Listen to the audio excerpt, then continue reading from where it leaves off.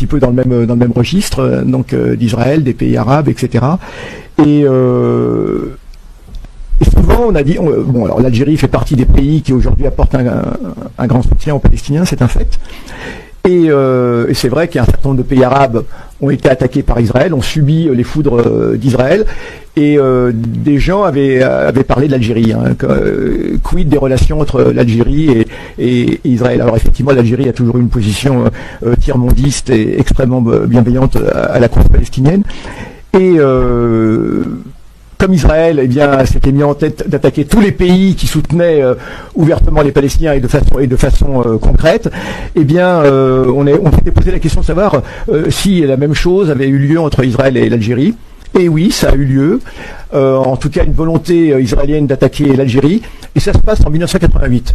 Ça se passe en 1988, 3 ans après l'attaque israélienne contre le Hamamshot en Tunisie, où il y avait le quartier général palestinien, qui a été vraiment terrible, et puis qui avait tué à peu près 55 responsables palestiniens. 55 responsables palestiniens militants de la force 17 principalement. La force 17 qui était un petit peu l'unité d'élite de Yasser Arafat.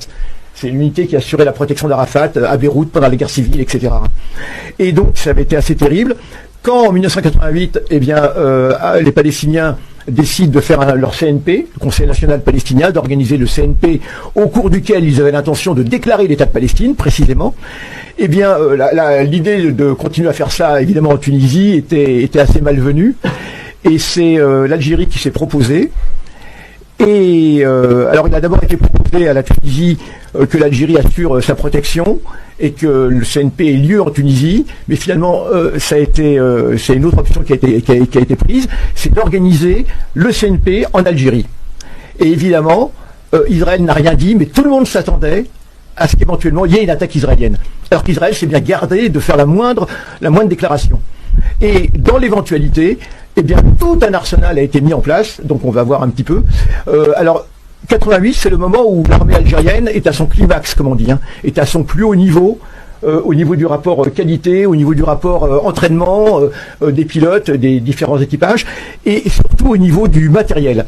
Eh bien, ils ont installé tout un dispositif absolument incroyable de protection, avec des radars qui étaient avancés, y compris en Tunisie, des stations radars mobiles, et des stations radars mobiles, et puis des défenses antiaériennes, avec des missiles très performants de l'époque, qui étaient jalonnés depuis Annaba vers la frontière tunisienne, jusqu'à Alger, et même au-delà, jusqu'à Oran. Et avec même les sous-marins étaient de sortie, les 4 sous-marins algériens de l'époque étaient de sortie, des corvettes porteuses de lance-missiles étaient également de sortie, et en plus de toutes ces stations de radar, de ces bases de missiles, avec des missiles très performants, ce qui avait le meilleur à l'époque, des armements soviétiques principalement dans la totalité, eh bien, il y avait également des avions en permanence dans l'air qui assuraient la protection, et notamment les fameux MiG-25 qu'on a vu tout à l'heure, et le MiG-25 à l'époque, c'est l'avion le plus rapide du monde. D'ailleurs, jusqu'à aujourd'hui, le MiG-25 est un avion, ce qu'on appelle un avion intercepteur. Voilà. Eh bien, le 10 novembre, eh bien, une agitation électronique très importante a lieu. Toutes les stations radars commencent à vibrer, et on signale l'arrivée d'un fort groupe d'avions en provenance de l'Est de la Méditerranée. Et en même temps, les radars algériens et les services de sécurité algériens captent des communications entre un pilote de Boeing, d'un Boeing civil, et qui s'adresse à une tour de contrôle, je ne sais pas si c'est la Grèce ou autre, et qui dit: est-ce qu'il y a actuellement des manœuvres? Parce que généralement, quand il y a des manœuvres aériennes, elles sont signalées comme ça, les Boeing, etc.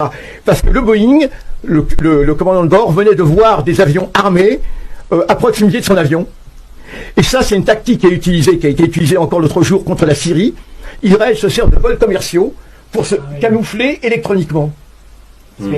Absolument. C'est dangereux en plus pourtant. C'est très dangereux évidemment pour les vols civils, et il y a eu déjà malheureusement des. Alors là, c'est qu'elle a mis le suspense. Oui, termine. Et donc un fort vol, une formation d'avions arrive de l'Est de la Méditerranée, va survoler la Sicile, vole en direction de la Sardaigne, et les avions se regroupent au niveau de la Sardaigne et foncent vers le sud. Et à partir de ce moment-là, donc, on envoie en Algérie, on envoie des avions supplémentaires encore avec des MiG-25, des MiG-21, des MiG-22, etc. Et évidemment, il y avait tellement d'armes. Et finalement, on a vu que la formation a repris ses chemins. Et d'autant plus que dans le port d'Alger, il y avait un navire soviétique qui était là, avec une station de radar extrêmement puissante, et qui était en... شهادة خالصة لوجه الله أن الجيش اللي هيحرر أراضينا المحتلة هيبقى جزء كبير منه من الجزائريين والأيام بيننا.